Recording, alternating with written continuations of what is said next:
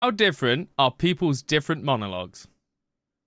About 47% of waking hours are spent thinking about what isn't going on, meaning for almost half of your existence, you're living in your own mind, and that's not great, since it could be the reason you feel down a lot of the time. Your mind generates somewhere between 6,000 to 60,000 thoughts a day, tiny flashes, fragments and impulses, 60,000, yeah, double that and give it to the next person, because I don't think mine shuts up. most of which appear and disappear without you ever noticing. But inside that private space, only about 1 to 2/5 of your thoughts show up as words, or as an internal conversation, or a narration you hear. The rest is just a mix of images, audio cues, flashes of memory, feelings, gut pulls, and half-formed ideas that you understand without ever saying them. And that's assuming you're even in the 30 to 50%. Yeah, this, honestly, is truly baffling to me. I didn't even consider that people didn't have an internal monologue. How many in chat have like an inner monologue? Because this is the wildest thing for me. Like that, this whole video, I could just like pause it indefinitely here, and this would be the most mind-blowing thing. Because what do you mean, like that you don't think? You can't like hear a voice in your head when you think? You have one. Okay, so you all have one. Okay, right? I'm gonna say it's a higher percentage than this. You have two voices in your head. You should get that one checked out. I've heard that can be a diagnosis on its own. And they argue each other. See, I'm not a therapist, but let me. And what else? No. Right. Okay. Sorry. Percent of people who report having an inner voice at all. Granted, most of these numbers are self-reported, since we're yet to find a perfect scientific way to measure qualia, or someone's private experience. Qualia? I've never heard that Still, word in my life. It's safe to say, inner monologues and the many ways people think are far too strange, too diverse, and too fascinating to not talk about. And yet, we all just assume everyone else's inner world works like ours. It doesn't. At all. That's crazy. Because there isn't one default setting for thinking. There are 5 entirely different ways that people can think. 5? Some people, about 40%, have internal voices, which are like constant dialogues or conversations going on with themselves in their head.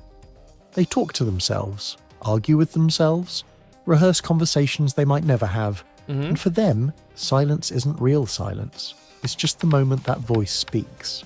So if they'd lost their keys and they go looking for them, their mind goes, did I leave them on the table? Maybe in my jacket? Maybe I dropped them in the car. That kind of inner speech shows up in about 20 to 30% of thoughts on average. The variation is wild. Some people use it more than 70% of the time, others almost never do. Then, around 50% of people are visual thinkers. These people don't talk to them. Yeah, but why? I'm sorry, what?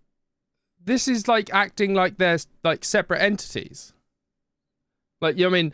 Some people, think with like a narration. Other people think visually. But I think with a narration visually at the same time. The narration comes with visuals. There's some that just have the voice, because that's even more baffling than people that just don't have a voice. You know what I mean? That's weird. Do some people just have a voice? Now that sounds horrendous. You can break something down and reconstruct it. That's what I'm saying. I could like fully like create vivid imagery in my brain. But at the same time, I have like a narration there. Themselves. They mostly see things. Meaning instead of saying, where are my keys, they get a mental snapshot of the last place they remember having them, without any words associated. Yeah, but I do Maybe both. even picture their keys in each place they think of looking into. Other people, or about 20%, only think in feelings, so their thoughts are more like emotional responses. What? Their thoughts show up as emotional pulls, moods, or body-level sensations. Looking for keys becomes a tiny jolt of panic, then a feeling that points them toward the bedroom or toward their bag. Right, okay, like, these percentages, I would need to know the study that they were done in. I would need to know the study. I'm sorry I'm pausing so much already. That's on me. But, like, the amount of people saying, like, I mean, it's anecdotal, right? But there's, what, like, 5 or 6 people right now all saying, yeah, we do both. So how could it be only like 15 to 20% or something like that? Like we have a kind of a little small case study running here, and I feel like I know more people that have it. And then also, you've got the first one is the narration, second one is imagery, and then this one is feeling. Okay, if this video pops up and has a category for some people do both, or do all of them, right? Then I apologize sincerely, but I have both. In fact, if I've left my keys, I go, oh my God. At the same time, panic. What if I left my keys? Last place I saw them. All at once. That's how my brain would work. All of it. Like their emotions guide the search before their mind explains it. Another 20% of people say it's common for their thoughts to be more like senses. This means when they try to remember their keys, they might mentally feel the motion of putting them in a coat pocket, or remember the sound of them hitting a surface. I mean, I could do that. I wouldn't say Lastly, that's my first. And maybe the most misunderstood group, which is surprisingly not that small, are the ones that have no audio or visual association with their thoughts whatsoever. These are people who report not experiencing any kind of inner thoughts the way the rest of us do. Now you might have noticed that these percentages don't quite add up to an exact 100. That's firstly because this is still a self-reported topic, meaning the values shouldn't be taken as exact, but also because most people are a blend of more than one style. Okay, thank you. You could talk to yourself internally and still visualize things clearly. You could think mostly in concepts, but get emotional signals when something demands it. The mind isn't locked into one format. It's fluid, layered, inconsistent in the most human way. And even within one category, people exist on different levels. A verbal thinker could have full discussions with themselves, sometimes even say stuff out loud, while another hears just fragments of phrases. A visual thinker might see crisp, detailed scenes, while someone else only gets faint silhouettes. No. A well-known example of this difference is something called the apple test. If I ask you to close your eyes and picture an apple, and then describe what you saw in a comment, you'll notice the results scatter everywhere.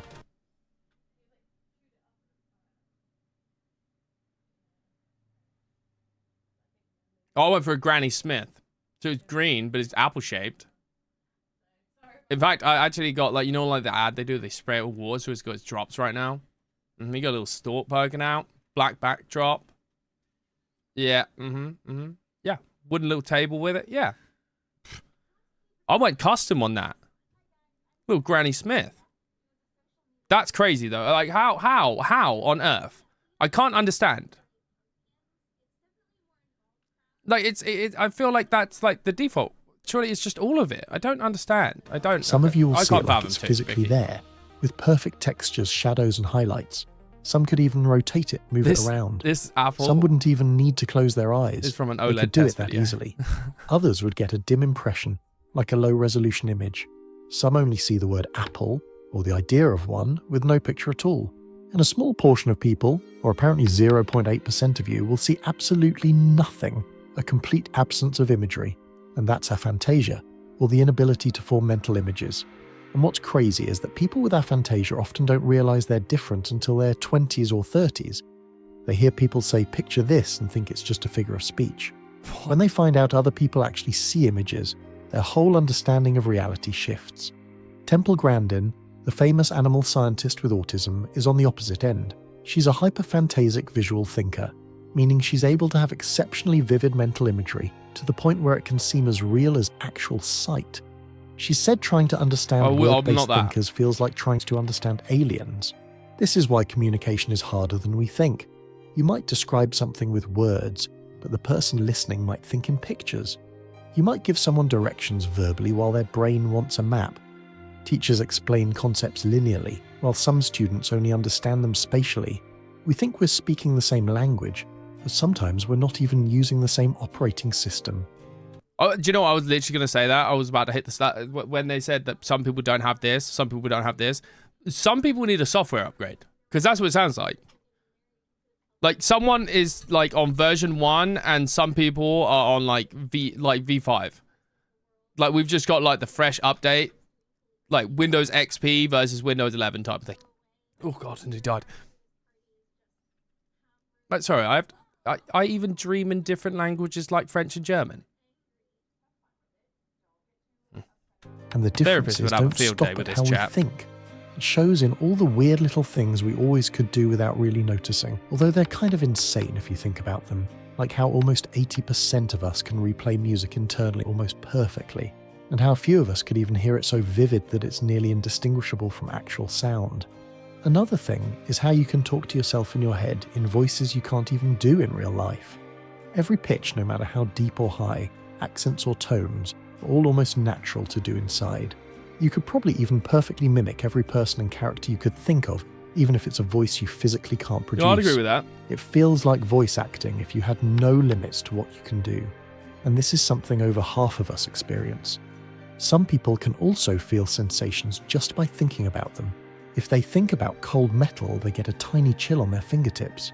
If they imagine running their hand along velvet, they get a faint texture sensation. I don't have like the actual sensation in my hand, but I don't know. It feels like inside, but I can feel it. Like the sensation, but I wouldn't say it actually affects me physically, but like I can feel it.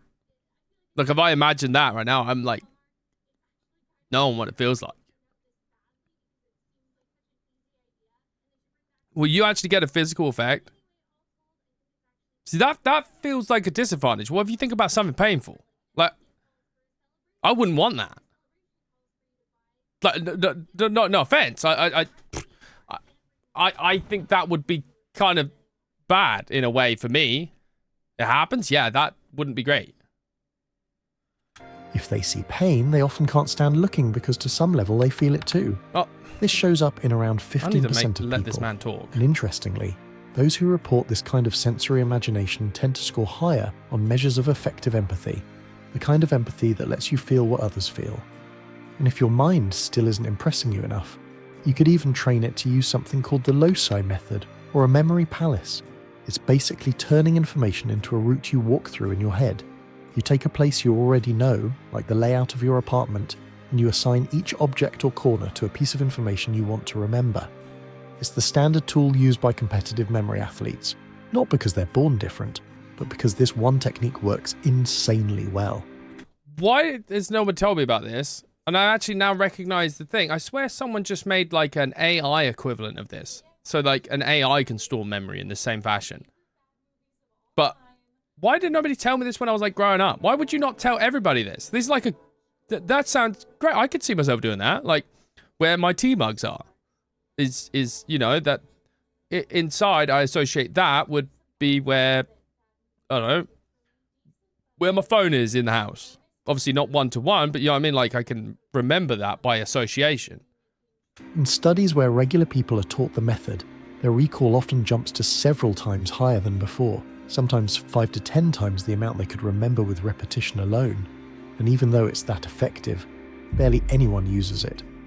And this is why people with visual thinking are usually better at memorizing, sometimes even having photographic memory, although some consider it a myth. That doesn't mean people with strong inner voices are any less fascinating. They usually have an edge when it comes to planning, problem solving and rehearsing, since they silently talk all the time. I would But love that a same photographic skill memory. makes them more prone to looping thoughts. And proof is, overthinking shows up more often in people who rely heavily on verbal thinking. And all of this goes to show how the way you experience consciousness, a particular mix of voices, images, feelings and silence in your head, is completely unique to you. Nobody will ever know what your mind actually looks or sounds or feels like, and you'll never truly know theirs. You can describe it, you can approximate, but the lived experience is forever yours alone, because every person you meet is in a way living in a completely different universe than you. Their internal reality is fundamentally different from yours.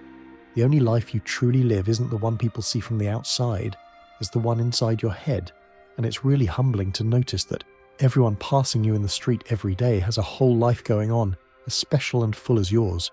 But that's a topic for another video. Do you know what? See, the thing is, right, that's like actually, like, it's mind-blowing in a way, but I love that. Because that's kind of where you get, like, the magic, right?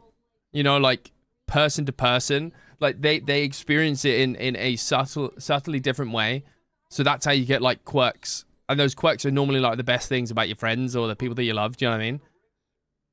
Them seeing the same thing that I do, but interpreting it completely different to me is what I actually like love, I think. I find it truly fascinating. It's the reason why, like, you know, when it's even like the simplistic things is, you know, when you watch a video that you find cool and then you show it to a friend.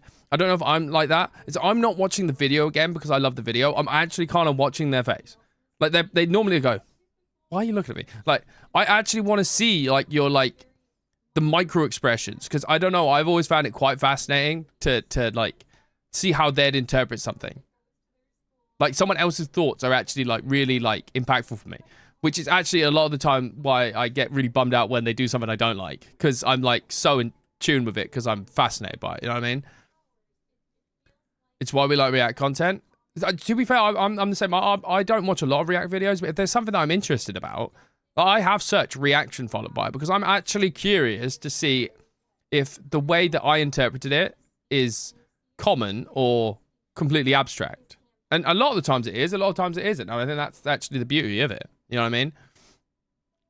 But right, but yeah, that was a really good video. That was Voided Thoughts. I will link them in the description. It's a brand new channel, so I can't actually link. And I have been fairly inactive. If you watched the last video and we're expecting another one, I haven't been that well.